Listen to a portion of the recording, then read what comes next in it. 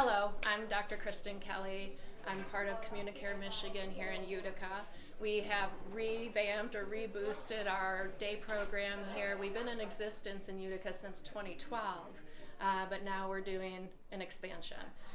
We have tons of therapy. We do mental health, occupational therapy, vocational counseling, physical therapy, as well as a full day program with work hardening.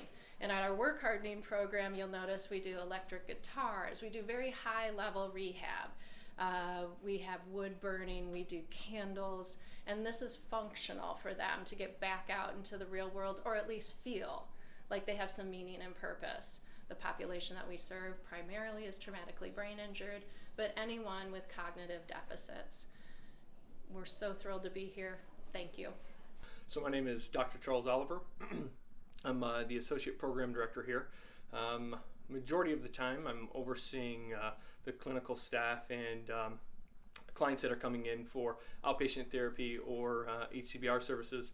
I think one thing that's really good about Communicare is the fact that we are semi-independent and community-based. So we're integrating the clients into the community, and they're feeling more of this is a home or a community. This is not just an institution, and it's just more warm and inviting. I'm Dr. Stephen Hinderer, a physical medicine rehabilitation specialist and medical director here at Communicare.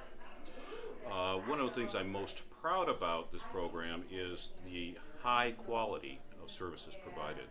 One of my jobs is to review weekly team meetings and make sure that what's happening is on par with what I know should be happening, and it is very rare that there's anything at all that arises that I even have to ask questions about, let alone change. And that speaks to the professionalism of the team.